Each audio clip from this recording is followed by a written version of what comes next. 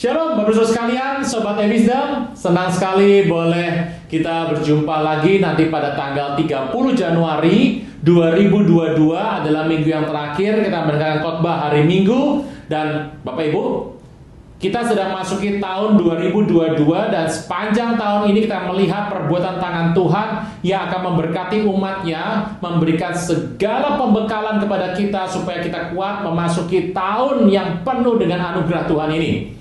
Tanggal 30 Januari pagi-pagi jam 6 akan tayang, Anda bisa dengarkan setelah itu juga. Bagaimana kita belajar soal hati Tuhan, respon kepada berkat Tuhan, dan bagaimana kita bisa melihat orang-orang yang Tuhan berkati, yang melekat sama Tuhan, ada ciri dalam kehidupannya. Saya berdoa bersama dengan keluarga, Bapak Ibu juga bisa beribadah. Dan biarlah terus firman Tuhan boleh masuk dalam kehidupan kita, supaya kita bukan cuma menjadi pendengar, tapi juga pelaku firman Tuhan, karena Roh Kudus yang berkarya dalam kehidupan kita. Sampai ketemu tanggal 30 Januari 2022. Tangan Tuhan memberkati kita berlimpah-limpah. Shalom.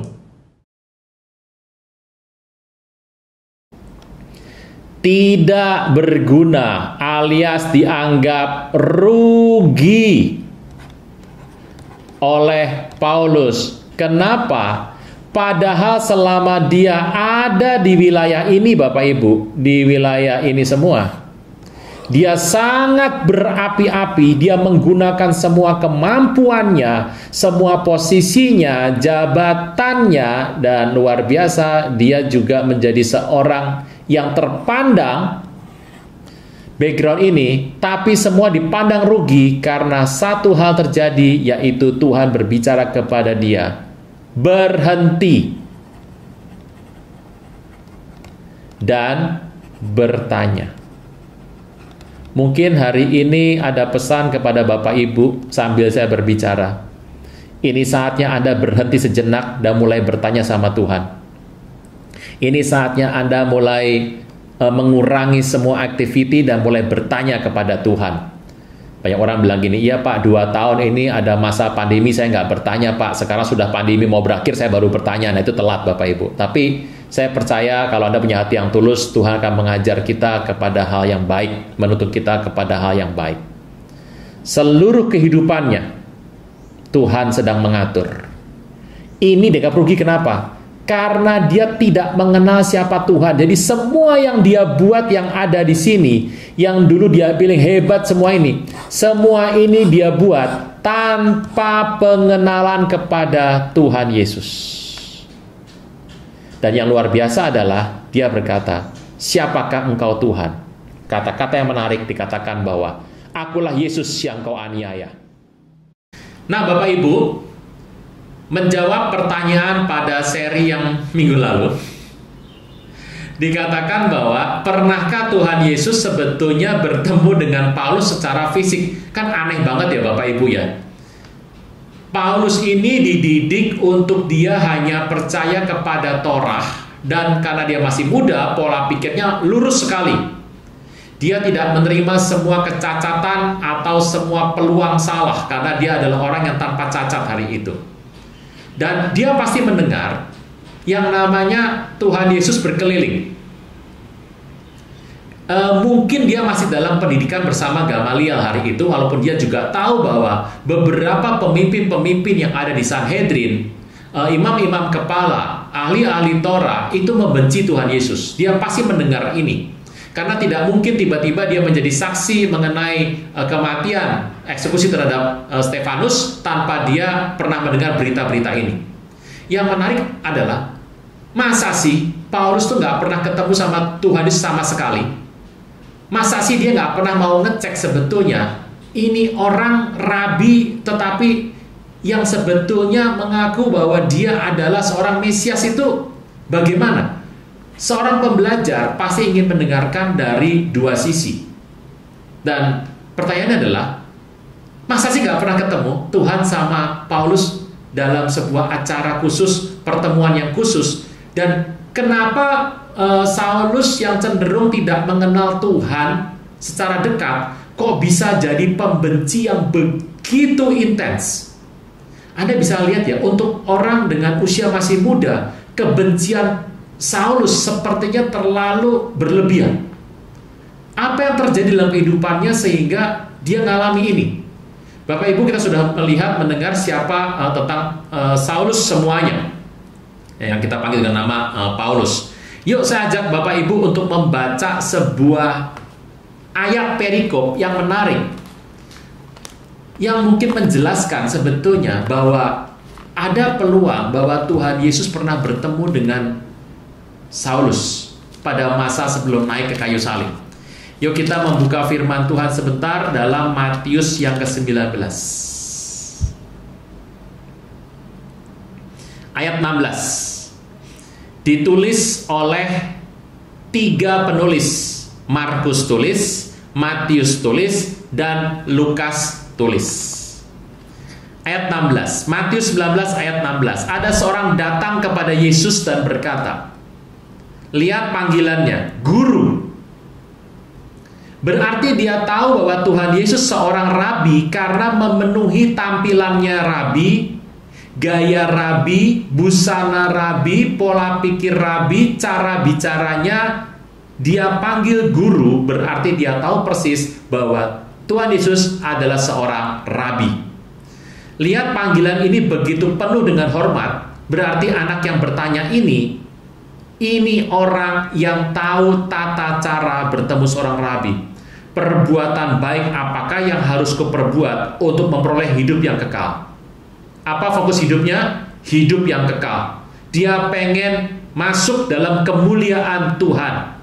Dia tahu bahwa untuk bisa bertemu dengan kerajaan sorga yang dia pandang sebagai kerajaan Allah pada hari itu, dia harus berbuat sesuatu, karena itu pola pikir yang umum hari itu. Jawab Yesus, apa sebabnya kau bertanya kepadaku tentang yang baik? Hanya satu yang baik. Apa artinya satu S yang besar? Siapa yang baik? Mesias. Tetapi jika engkau ingin masuk dalam hidup, turutilah segala perintah Allah. Jawabannya ini menarik. Dia pengen dapat hidup yang kekal. Tuhan berkata, jika engkau ingin masuk dalam hidup yang kekal, turuti segala perintah Allah. Kata orang itu kepadanya, perintah yang mana? Berarti orang ini tahu bahwa perintah Allah nggak cuma satu. Anda kalau disuruh begini, Anda pasti bisa melihat satu persatu ya. Orang ini pasti tahu bahwa perintah Allah tidak mungkin satu. Dari mana dia tahu begini? Pasti dia belajar hukum Torah. Dan karena dia tahu perintah Allah nggak cuma satu, dia belajar hukum Torah, bukan sekedar belajar, tapi dia mendalami Torah. Teruskan, kata Yesus, jangan bunuh, jangan zina, jangan curi, jangan ucapkan saksi dusta, hormati ayahmu ibumu, kasih sama manusia seperti dirimu sendiri. Anda bisa melihat jangan membunuh, jangan berzina, jangan saksi dusta, hormati orang tua. Ini semua ada di the 10 Commandments, 10 perintah Allah. Tetapi kasih sesama manusia seperti dirimu sendiri adalah ajaran dari Tuhan Yesus. Tuhan pernah berkata, hukum yang terutama dan hukum yang sama dengan hukum yang terutama. Ada 2 hukum yang penting. Yang pertama, kasih Tuhan dan segenap hatimu, akal budimu, kekuatanmu, perasaan, jiwamu, semuanya. Dan hukum yang sama dengan itu adalah kasih sesamamu manusia. Kita tahu bahwa hukum yang kedua ini yang sama seperti yang pertama, itu disampaikan oleh Tuhan Yesus. Dengan Tuhan bilang begini, itu artinya Tuhan sedang bilang kepada orang muda ini, ada hukum Torah yang kau pelajari, yang aku juga tahu kau sudah belajar, dan ada hukum yang aku sudah beritakan kepada murid-muridku. Kelihatan sekali orang muda yang kaya ini juga pernah mengikuti seminar dan webinar yang dibuat oleh Tuhan Yesus. Zaman sekarang webinar Bapak Ibu. Karena orang itu berkata ayat 20, kata orang muda kepadanya, semuanya telah kuturuti. Artinya apa? Yang aku baca dari pelajaran kitab Torah, yang aku dengar dari seminar-seminar murabi, aku sudah turuti semuanya. Apalagi yang masih kurang. Saudara Tuhan, yang berani ngomongin depan Tuhan Yesus bukan omong kosong Bapak Ibu. Terus Alkitab berkata, kata Yesus padanya, Kalau engkau sudah buat itu semua, itu baik. Tetapi ada satu level lagi untuk jadi sempurna. Tuhan tahu orang muda ini mengejar kesempurnaan. Dari mudanya dia memang ingin dapat hidup yang kekal. Dia bukan orang yang sembarang untuk belajar. Dia betul-betul lakukan. Hatinya betul-betul untuk Tuhan. Tapi yang unik adalah entah kenapa Tuhan berbicara seakan-akan bahwa apa yang dia buat semuanya tidak berarti. Suci Tuhan, sampai Tuhan berkata, jikalau engkau hendak sempurna, pergi, jual segala milikmu, berikan kepada orang-orang miskin, dan engkau akan beroleh harta di sorga. Jadi kalau dia lakukan itu, dia berharta di sorga, dan apa yang harus dia buat di muka bumi, kemudian datanglah kemari, ikutlah aku. Ketika orang muda itu mendengar perkataan itu, pergilah ia dengan sedih sebab banyak hartanya. Dan kalau Bapak Ibu melihat setelah itu Tuhan bicara mengenai, aku berkata kepadamu, kata Tuhan Yesus, sesungguhnya sukar bagi seorang kaya masuk dalam kerajaan sorga. Sekali lagi aku berkata kepadamu, lebih mudah seekor unta masuk lubang jarum daripada seorang kaya dalam kerajaan sorga. Ketika murid-murid mendengar itu, tergemparlah mereka semua dan berkata, jika demikian siapa yang bisa selamat? Tuhan memandang mereka dan berkata, bagi manusia tidak mungkin, bagi Allah segala sesuatu mungkin. Dan kalau Anda mendengar kisah ini, Petrus langsung mengambil alih pembicaraan dan berkata, kami sudah tinggalkan semuanya, ikut engkau, terus kami dapat apa? Karena Tuhan berkata bahwa kalau orang itu kaya, susah masuk ke dalam sorga, berarti dia masih punya hak milik. Petrus punya peluang bertanya, aku udah gak punya apa-apa, semua sudah aku tinggalkan, aku dapat apa? Tuhan berkata kepada Petrus, aku berkata kepada ayat 28, nomor 1, sesungguhnya waktu penciptaan kembali, apabila anak manusia bersemayam di tahta kemuliaan, engkau yang telah ikut aku, berarti Anda dan saya juga Bapak Ibu, akan duduk juga di atas 12 tahta untuk menghakimi 12 suku Israel. Dan setiap orang yang karena namaku meninggalkan rumah, saudara laki-laki perempuan, bapak, ibunya, anaknya, ladangnya akan terima kembali 100 kali lipat dan memperoleh hidup yang kekal. Banyak yang terdahulu jadi yang terakhir jadi yang terdahulu. Cerita ini Anda sudah dengar berkali-kali. Saya mengajak kita membuka dalam Lukas 18 ayat 18. Kita lewatkan dulu yang Markus ya, Bapak Ibu. Orang kaya sukar masuk kerajaan Allah. Ada seorang pemimpin bertanya kepada Yesus. Pemimpin. Jadi posisinya dalam agama dia seorang pemimpin. Sudah kaya, pemimpin lagi, guru yang baik. Panggilannya sama. Apa yang harus kuperbuat untuk memperoleh hidup yang kekal? Jawab Yesus, mengapa kau bilang aku baik? Tak seorang pun yang baik selain hanya Allah saja. Engkau untuk mengerti perintah Allah, jangan berzina, jangan bunuh, jangan mencuri, jangan cacat dusta, hormati ayah ibumu. Kata orang itu, semuanya telah kuturuti sejak masa mudaku. Artinya apa? Dari masa keluarganya, garis keluarganya memang orang yang taat kepada Torah. Mendengar itu Yesus berkata kepadanya, masih tinggal satu lagi yang harus kau lakukan. Jual segala yang kau miliki dan bagi kepada orang miskin, maka engkau akan beroleh harta di sorga. Kemudian datang kemari, ikutlah aku. Ketika orang itu mendengar kata itu, ia menjadi amat sedih sebab ia sangat kaya. Dan Yesus memandangi dan berkata, alangkah sukarnya orang yang beruang masuk dalam kerajaan Allah. Lebih mudah seekor unta masuk lubang jarum daripada seorang kaya masuk kerajaan Allah. Dan orang-orang kemudian gempar sekali. Tapi Tuhan berkata, apa yang tidak mungkin bagi manusia, mungkin bagi Allah. Coba renungkan sebentar Bapak Ibu. Mari kita lihat sebentar. Seorang muda, saya akan membuka lagi garis ini. Ya.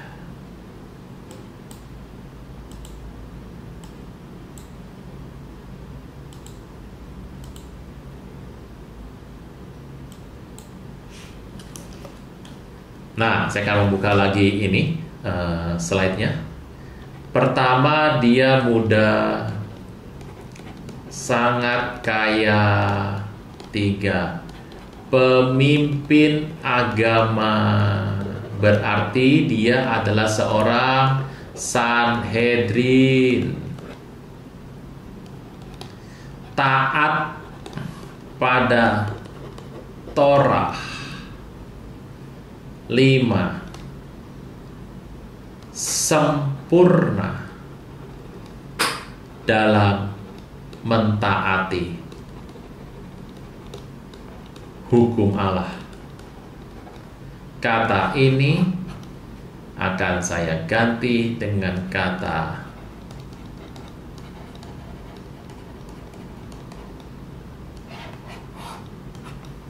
Anda sudah mulai bisa menebak kira-kira siapa yang memenuhi kriteria ini. Ini kalau saya bilang taat pada Torah, Anda tahu lah, ini pasti namanya ini, Bapak Ibu. Gitu. Oke ya. Ini. Kita mengerti yang namanya malaikat ada di peristiwa Torah. Kenapa orang Saduki nggak percaya? Berarti mereka ketaatannya sama masyab Torah itu berbeda. Lihat ini. Kira-kira siapa ya Bapak Ibu ya? Yang ini. Saya nggak perlu kasih tebakan lagi. Ada peluang. Saya tidak bilang pasti ya. Ada peluang. Terhadap kebenaran hukum Torah. Aku tak bercacat. Sempurna. Ada peluang. Orang itu adalah Saul alias Paulus. Dan dia tahu jawaban Tuhan Yesus menyakiti hatinya. Dia berpikir Tuhan sedang mengada-ngada dan tidak mau memberitahu rahasianya. Padahal orang muda ini sangat menghormati Tuhan Yesus. Dia diajar menghormati. Dari kecil dia belajar untuk memanggil rabi. Dan dia berkata bukan sudah rabi yang baik. Karena dia melihat Tuhan Yesus sudah membuat banyak mujizat kasih makan orang-orang miskin. Dia bicara mengenai kerajaan Allah, tidak terima suap, dan pola hidupnya berbeda dengan para ahli-ahli Torah, pemimpin agama hari itu yang notabene cenderung lebih korup. Dia sempurna, tidak mengambil hak milik orang lain. Anda tahu bahwa imam-imam kepala hari itu suka sekali mengenakan denda 12% kepada barang-barang persembahan, sehingga orang membeli dengan lebih mahal, yang membuat kemudian Tuhan menghancurkan meja-meja penukaran uang. Itu karena ada pajak yang dikenakan sebesar 12%, sehingga membuat orang semakin menderita sebetulnya. Pertanyaannya adalah hal ini. Dia menghormati Tuhan Yesus. Dia tahu Tuhan berbuat baik dalam kehidupannya, ngasih makan orang, menunjukkan hal-hal indah dalam pelayanannya, dan dia tahu bahwa Tuhan adalah orang yang tidak pernah mau bermain kotor dengan uang, dan dia menghormati itu. Dan ia ingin bertanya, pola pikir seorang rabi yang dia pikir ini rabi masih muda tapi luar biasa sekali bikin KKR yang hadir bisa puluhan ribu. Dia pernah memberi makan 5.000 laki-laki, belum perempuan, belum anak-anak, sekitar 20.000 ada hari itu. Dan belum pernah ada rabi sekelas pembinanya Gamaliel bin Simeon bin Hillel yang pernah melakukan KKR sehebat ini. Mujizat yang dia buat jauh lebih berkuasa dari semua pemimpin-pemimpin agama, rekan-rekan satu partai dia. Dan apa yang dia pernah dengar dari kitab suci. Dia sangat menghormati Tuhan Yesus. Tetapi jawaban Tuhan Yesus menyesakkan hatinya. Dan dia berpikir, jangan-jangan Tuhan, karena kita hari itu kita tahu bahwa Tuhan itu dimusuhi sama orang Farisi. Jadi masyab terutama yang menjadi titik fokus Tuhan Yesus untuk kritik adalah Farisi. Mungkin karena dia berasa karena dia orang Farisi, Tuhan menolak dia karena masalah like dislike. Dia sudah lakukan semuanya. Dia berharap bahwa dia sudah dekat dengan yang namanya adalah kehidupan kekal.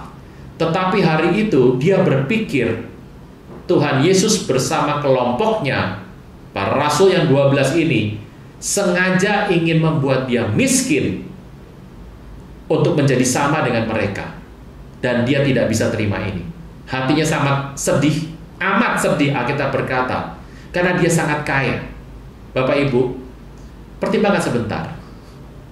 Masih muda, kaya raya, berpegang pada Torah dengan sempurna, mengerti pola hubungan bersosialisasi dengan tokoh-tokoh besar seperti rabi.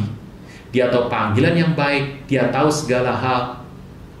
Pertanyaannya, kira-kira Bapak Ibu, siapakah orang itu?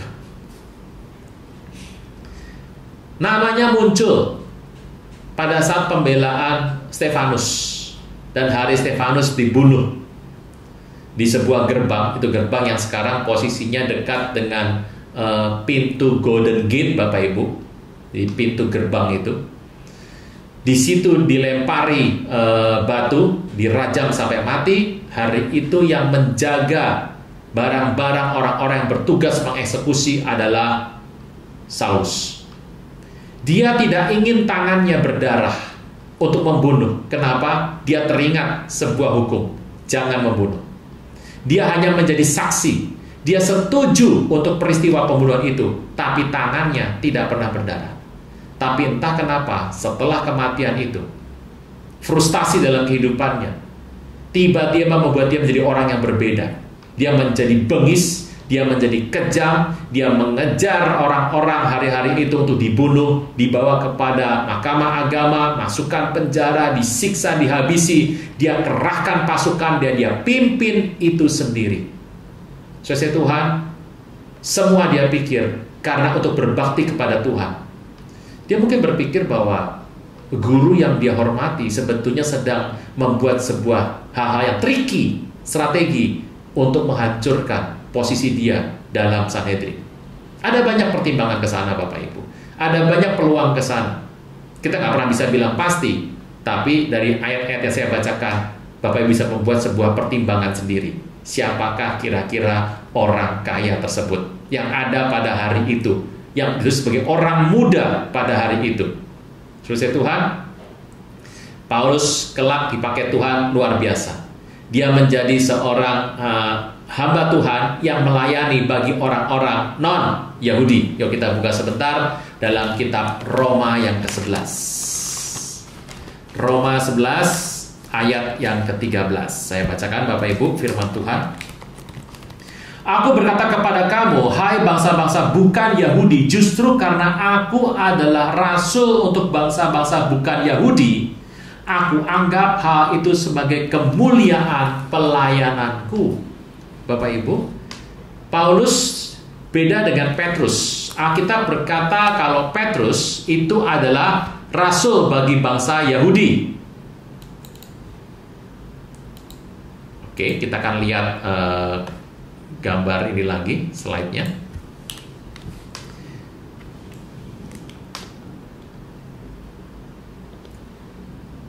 Kefa, nama Petrus dikenal belakangan Bapak Ibu. Dari dulu semua orang panggilnya Kefa. Bahkan yang namanya Paulus pun panggil Petrus dengan nama Kefa. Ini adalah rasul untuk orang Yahudi. Sedangkan Paulus adalah rasul untuk non-Yahudi. Non-Yahudi dalam arti adalah Yunani, Bapak Ibu. Kenapa? Lihat backgroundnya, dia bisa berbagai macam bahasa. Dia ada sebagai orang kaya yang suka berpergian. Dia tahu semua wilayah Turki hari itu. Dari kecil dia pernah berpergian ke luar negeri. Bapak Ibu harus lihat bahwa dari tempat kelahirannya, dia dibesarkan, semua itu dia adalah seorang yang suka traveling. Dia belajar berbagai macam budaya di sana. Bukan cuma bahasa, bukan cuma budaya, dia ketemu berbagai macam jenis orang di sana. Background semua orang dia ketemu. Tuhan memakai dia untuk sebuah maksud yang luar biasa, tepat sekali. Dia menjadi rasul untuk orang-orang non-Yahudi. Karena apa? Dia pernah ada sebagai orang yang luar biasa, dia punya warga negara. Bapak Ibu, Paulus dilengkapi dengan hikmat yang luar biasa, dan pemahaman dia soal peraturan hukum legal negara dia hafal betul. Ingat, dia adalah warga negara Rome. Satu hari dia ditelentangkan atau disesah. Kita pernah bahas dalam seri yang lalu. Kira-kira kalau Anda dalam posisi Paulus mau disesah dan Anda adalah seorang rasul yang bisa berdoa untuk menurunkan 12 pasukan malaikat, kira-kira doanya apa ya? Mau tengking? Mau undang pasukan malaikat untuk bebaskan Paulus yang saya yakin cukup dengan dia ketik di WA saja datang itu malaikatnya? Yang unik adalah dia tidak menggunakan kuasa itu. Ada saatnya dia gunakan kuasa, ada saatnya dia diam. Dia pernah digigit oleh seekor ular. Bapak Ibu tahu hari dia terdampar pada sebuah pulau pada saat dia ingin menghadap kepada kaisar.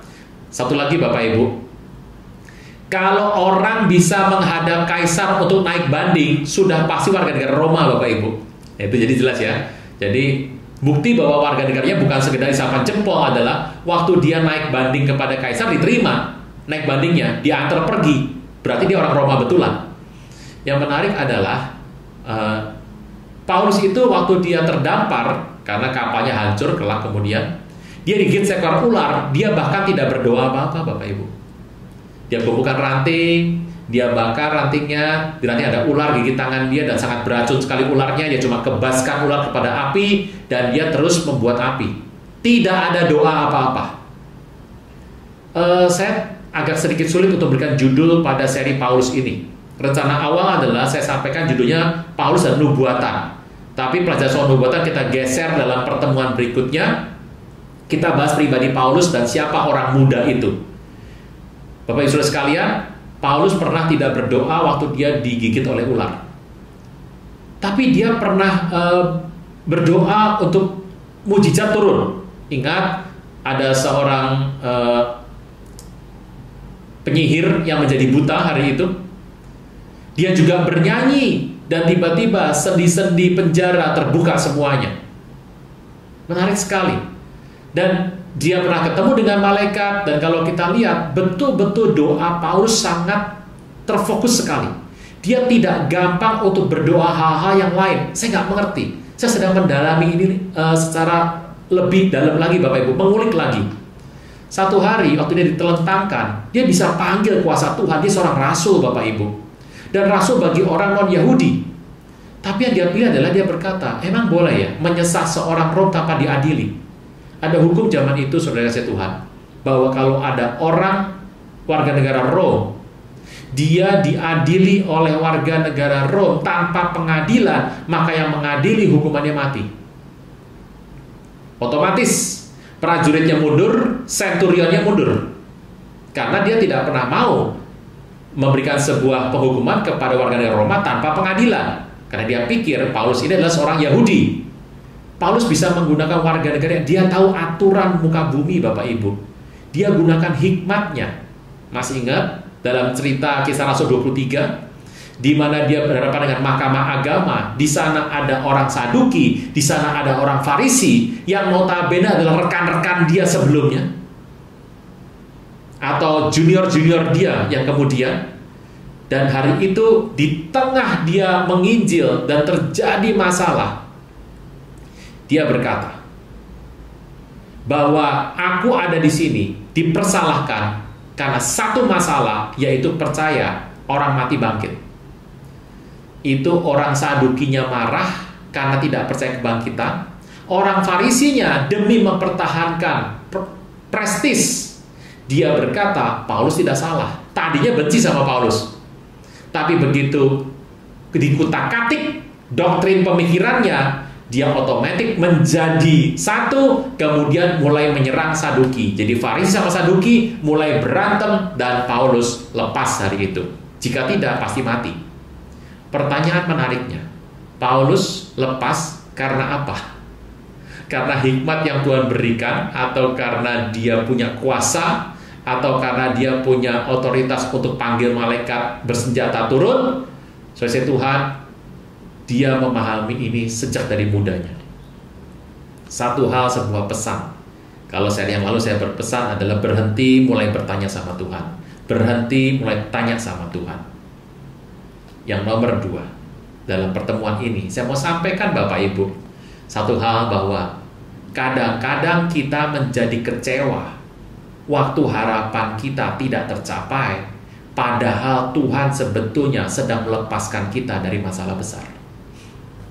Apa yang aku buat sekarang engkau belum mengerti, tapi kelak engkau akan mengerti. Itu ucapan Tuhan Yesus pada malam terakhir waktu dia mencuci kaki Petrus, karena Petrus menolak untuk dicuci kakinya. Dan Tuhan berkata kepada Petrus, apa yang aku buat sekarang kau gak mengerti, tapi kelak engkau bakal mengerti. Paulus dengan hati yang dia pikir dia beribadah kepada Tuhan, dia berbakti kepada Sanhedrin, dia membaktikan semua hidupnya untuk kepentingan, keyakinan, pengajaran, konsep yang dia percaya tentang Farisi. Dan dia berpikir setelah dia punya ini semua, maka kemungkinan besar Rabi Yesus, Yeshua, mau memberikan pola pikir yang berbeda dari pola pikirnya yang dia terima selama ini. Alih-alih dia berharap dengan sepenuh hati, dia kecewa karena sebetulnya Tuhan sedang menyingkapkan dalam hatinya. Apapun yang dia buat, semua yang dia buat, dia punya satu kelemahan, bahwa dia menganggap mamon lebih tinggi daripada Tuhan. Saudara Tuhan, hal yang simpel. Waktu dia dibongkar oleh Tuhan Yesus, dia terhardik oleh Tuhan Yesus, dia tersinggung dengan perkataan itu. Ada seorang rabi yang bisa mengerti isi hati yang paling dalam. Dia lakukan semuanya, tapi hatinya sebetulnya mencintai hartanya. Karena semua yang dia punya adalah keuntungan. Dia nggak mengatakan ini semua karunia Tuhan. Kalau ini karunia Tuhan, kenapa harus jadi rugi? Dia pikir apa yang dia punya adalah sebuah keuntungan. Sampai kemudian dia sadar kelak waktu dia bertemu dengan nama Tuhan Yesus. Baru dia berkata, pengenalan akan Kristus Yesus melebihi dari semuanya. Dan semua yang kupunya itu kuanggap rugi. Dalam Bapak Ibu, ucapan ini dalam sekali. Tapi ini yang saya belajar, dan saya berdoa kita semua belajar. Kadang-kadang kita mengatakan, mengucapkan, mengambil keputusan, mengambil sebuah jalan yang kita pikir kita tahu. Dan kita mulai mengecilkan pendapat sorga. Kalaupun kita mau dengar, kita masih juga menafsirkannya dengan cara manusia. Kalaupun sorga yang bicara, kita tetap menafsir dengan cara manusia. Dan kalau kita lakukan ini terus, kita akan menjadi kecewa. Dan ada tuh akibatnya. Tiba-tiba dia lampiaskan seluruh yang adanya kepada pengikut Tuhan Yesus. Dia pikir rabi ini yang pernah membongkar aku. Rabi ini yang mungkin membuat tindakan yang membuat aku tidak bisa mencapai yang seharusnya.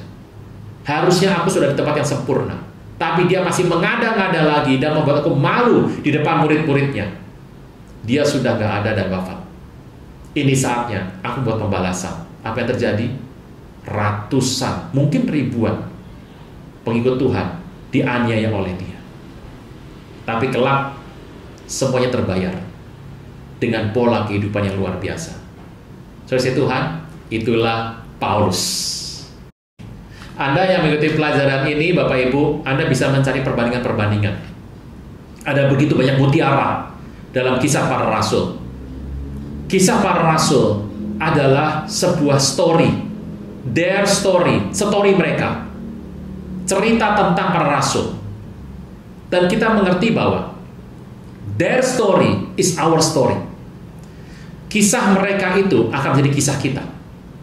Kisah-kisah para rasul adalah kisah yang menurut saya tepat dengan kehidupan kita. Kenapa? Karena hari itu mereka tidak melihat Tuhan secara fisik, sama dengan kita hari ini. Mereka mendapat janji daripada Tuhan, Tuhan akan datang kali yang kedua, sama dengan kita hari ini. Hari itu ada diperlengkapi, di enduo, diperlengkapi pembekalan, dengan kuasa Roh Kudus. Sama dengan kita hari ini. Kalau mereka bisa lakukan itu dengan tuntas, pertanyaannya, bukankah kita juga pasti bisa buat dengan tuntas bersama dengan Tuhan yang sama? Oleh karena itu Bapak Ibu, waktu kita membaca firman Tuhan, terutama kisah para rasul, pola hidup, cara pikir gereja mula-mula, apa yang mereka buat di awal kehidupan gereja, seluruh pola hidup, cara pandang, integritas yang mereka buat, kasih yang mereka tunjukkan adalah pola gereja mula-mula. Saudara Tuhan, their story, kisah hidup mereka akan menjadi our story, kisah hidup kita hari ini. Bersiaplah Bapak Ibu. Nah, kita teruskan. Nah, Bapak Ibu, ayo kita akan masuk pada pelajaran inti yang kita maksud pertama kali soal nubuatan. Jadi kita belajar waktu sorga bicara kepada Paulus. Kan Paulus sudah punya visi dari Tuhan Yesus, panggilannya, sudah punya kehendak hatinya yang dia selaraskan dengan apa yang Tuhan mau. Dan bagaimana dia menghadapi orang-orang yang menjadi penyampai pesan sorga yang akan menuntun dia dalam perjalanan mengikut Tuhan Yesus. Dan pola ini sangat berbeda sekali. Ya, kita akan belajar. Nah, terkait pelayanannya yang mati-matian, dia dapat Tuhan, dia habis-habisan sama Tuhan. Bagaimana dia menghadapi sebuah pesan-pesan sorga dalam kehidupannya. Saya sudah siapkan sebuah layar bagi kita. Ayo kita akan mulai. Bapak Ibu, saya sudah menyiapkan lembar yang besar dan kita akan menggambar di sini seperti biasa karena lebih enak kalau kita belajar melihat ke papan tulis yang warna putih ini. Oke, kita akan belajar seorang bernama Paulus dan kita akan belajar terkait dengan nubuatan. Ini hari ini sebetulnya pelajaran ini bicara mengenai komunikasi sorga dan bumi, sorga dan manusia gitu. Tentu saja tidak akan lengkap karena kita nanti akan memecah untuk yang mendengar suara Allah, hubungan dengan masalah profetik, mimpi, itu akan nanti dalam karunia roh. Saudara Tuhan, saya membaca di Alkitab Bapak Ibu, itu cuma ada satu orang yang hidupnya dia rohani, pasti satu orang rohani maksudnya. Orang yang Tuhan pilih yang rohani, yang dalam kehidupannya itu berani menantang nubuat. Ada banyak Bapak Ibu orang di muka bumi ini dia mencari nubuat. Nah ini problem nih. Banyak orang dalam kehidupan itu mencari nubuat. Bahkan kalau nggak ada dia sampai itu pendeta dan berkata, Pak bisa nubuatin saya Pak? Anda bisa bayangkan nubuatan dia berpikir itu adalah kehendak manusia. Jangan tunda menerima Yesus. Hanya Yesus yang sanggup melepaskan Anda dari kesalahan dan dosa. Selalu ada waktu bagi Dia, tetapi tidak selalu ada waktu bagi Anda. Mari, ikuti saya mengucapkan doa berikut dengan yakin. Tuhan Yesus, ampuni semua kesalahan dan dosaku. Saat ini dengan sadar dan rela, aku mengundang Engkau sebagai Tuhan, Raja, dan Juru Selamat hidupku. Terima kasih Tuhan Yesus untuk namaku telah dicatat dalam kitab kehidupan. Amin.